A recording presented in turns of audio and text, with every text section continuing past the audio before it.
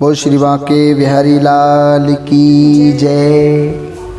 भक्त और भगवान ये दोनों एक दूसरे के पूरक हैं। भगवान के बिना भक्त अधूरे हैं, तो भक्तों के बिना भगवान भी तो अधूरे हैं। और जब तक एक रिश्ता न बने तब तक भगवान मिलते भी नहीं हैं। एक रिश्ता बनाना पड़ता है। ऐसी ही एक सत्य घटना आप सबके समक्ष पेश कर रहे हैं। मध्य प्रदेश में एक गांव करहरा में श्री बांके बिहारी जी का मंदिर और मंदिर के बगल में एक वैश्य जाति से एक वृद्धा मैया की दुकान। कोई संतान नहीं थी और पति देव भी स्वर्ग सिधार चुके थे। अकेली बूढ़ी मैया पकौड़ी जलेबियाँ ये सब बनाया करती थी। हजारों भक्त बिहारी जी का दर्शन करने आते थे, लेकिन वो कभी मंदिर नहीं जाया करती थी। वो संसार बिहारी जी को निहारता था, लेकिन वो ग्राहकों को निहारती थी। हमेशा हाथ बेसन में सने रहते थे और ग्राहकों को निहारती रहती थी। खूब धन संपदा इकट्ठी की। एक दिन उस वृद्धा मैया ने सपना देखा, तो सपना देखा कि वो वृद्धा मैया मर गई।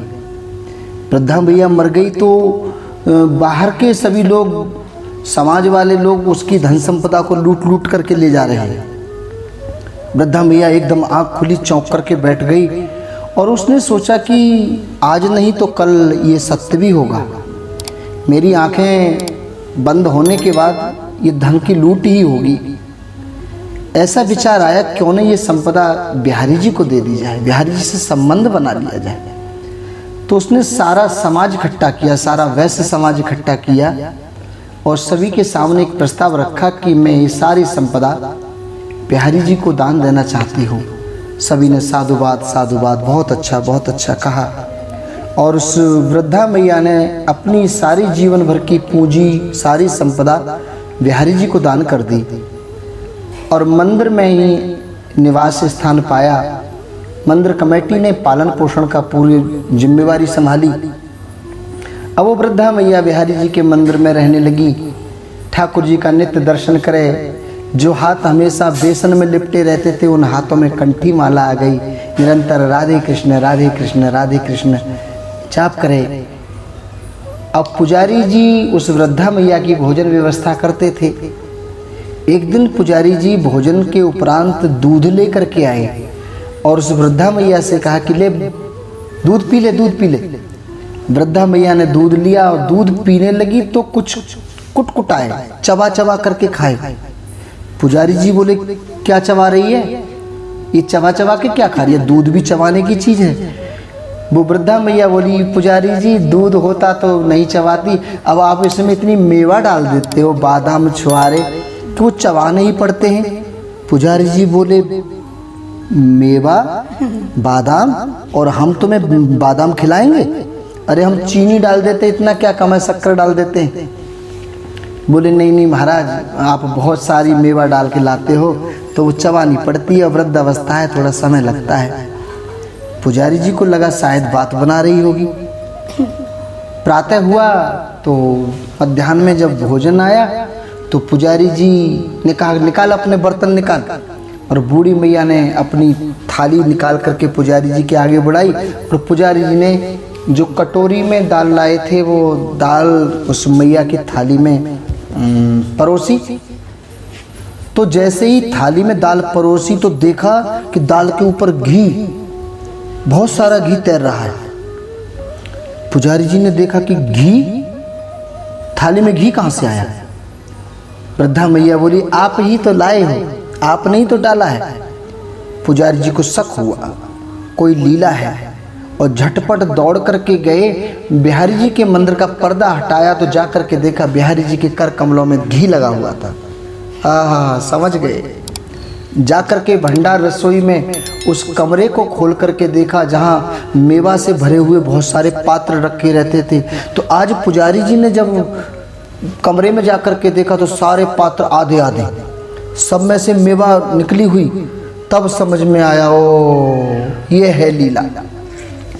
पुजारी जी ने सोचा कि क्या किया जाए। तो एक अपने मन में विचार बनाया और मंदिर के बाहर बैठ करके उस वृद्धा मैया की चर्चा करना शुरू कर दिया। आने जाने वाले भक्तों को बताते थे, आपने कुछ सुना? लोग कहते थे, पुजारी जी क्या बात है? बोले, ये जो बूढ़ी मैया रहती है ना मंदिर में, इसने पता है एक नया काम कर लिया है। क्या काम कर लिया पुजारी जी? अरे इसने एक आदमी रख लिया है। अब सभी आश्चर्यचकित, वृद्धावस्था और मंदिर में आने के बाद हाथों में कंठी माला और आदमी रख लिया। ये चर्चा सारे नगर में फैल गई। सभी महिलाएं बातें बनाएं। पहले तो लगी रहती थी दुकान में पकौड़ी कचौड़ी बनाने में, अब तो काम कुछ है नहीं, मंदिर में रहती है, आराम का खाती है, बुद्धि भ्रष्ट हो गई, उसने आदमी रख लिया है। एक दिन वृद्धा मैया मंदिर से बाहर निकली तो नगर की महिलाओं ने तानाकसी शुरू कर दी। तुम्हें शर्म नहीं आई? इस वृद्धावस्था में तुमने आदमी रख लिया। वो बूढ़ी मैया शर्म से मर गई। कहा कि किसने कहा? बताया पुजारी जी ने। अब पुजारी जी की बात को असत्य कौन माने? वृद्धा मैया को बहुत कष्ट हुआ। उसने फिर से समाज इकट्ठा किया, सारा वैश्य समाज इकट्ठा किया और सारा समाज इकट्ठा करने के बाद पुजारी जी भी वहाँ उपस्थित थे। हाथ जोड़ करके वृद्धा मैया बोली, मैंने सारी संपदा ठाकुर जी को दान की है, इसलिए नहीं किया कि मैं वापस लूँगी, लेकिन मैं इस मंदिर में नहीं रहना चाहती हूँ। सभी ने पूछा क्यों? रो पड़ी वो वृद्धा मैया, बोली मेरे ऊपर कलंक लगाया गया है। मुझे इस वृद्धावस्था में मुझे ऐसा कलंक लगाया है कि मैंने कोई आदमी रख लिया है। किसने कहा? सभी ने पूछा किसने कहा?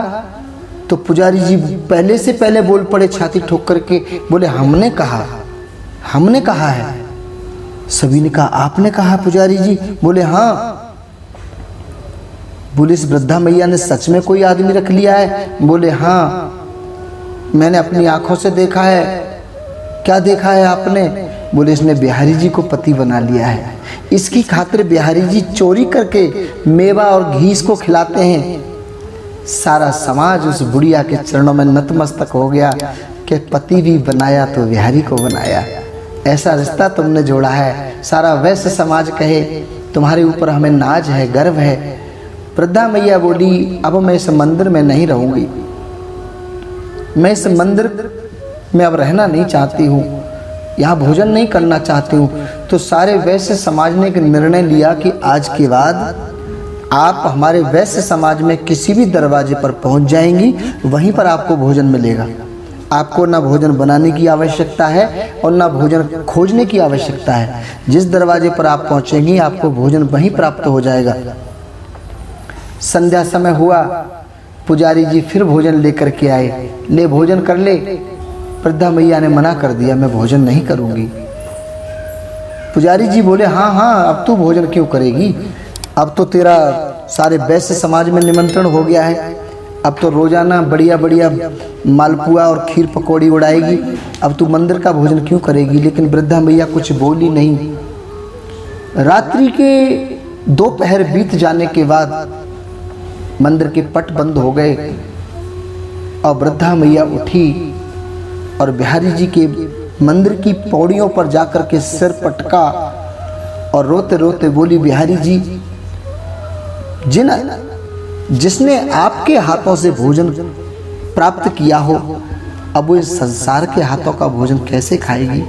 मैं इस संसार के हाथों का भोजन नहीं खाती हूँ। अरे मुझे तो ऐसी बड़भागिनी बना दिया आपने, आपसे मेरा रिश्ता जुड़ गया। मेरी खातिर आप चोरी करते थे, मुझे चोरी कर करके खिलाते थे, और जिसने आपके हाथों से भोग ग्रहण किया हो वो इस संसार के हाथों से नहीं खाएगी। और ऐसा कह करके वृद्धा मैया ने एक बार सर पटका।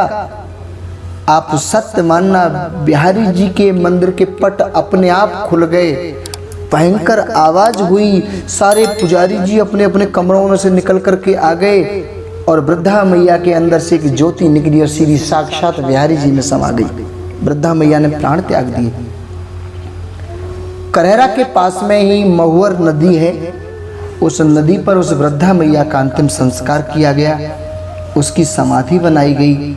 ये बात सत्य घटना है, ये उन दिनों की चर्चा है, उन दिनों की घटना है जब उस मंदिर के महंत श्री रज्जबदास जी महाराज थे। रज्जबदास जी महाराज जब बिहारी जी की आरती करते थे, बिहारी जी की आरती करने के बाद मंदिर की छत पर जाते थे और छत पर से वो बूढ़ी मैया की, वृद्धा मैया की समाधि न दिखती थी। तो बिहारी जी की आरती करने के बाद उस वृद्धा मैया की आरती उतारा करते थे। आज भी वो परंपरा प्रचलित है। करहरा के बिहारी जी के मंदिर की आरती के पश्चात उस वृद्धा मैया की समाधि की आरती की जाती है। कैसा अलौकिक रिश्ता बनाया कि जीते जी बिहारी जी की बन करके रही और मरने के बाद भी बिहारी जी की बन गई। ऐसा रिश्ता काश हम सभी का बन जाए तो बिहारी जी हमसे दूर नहीं है। बुलवा के बिहारी लाल की जय।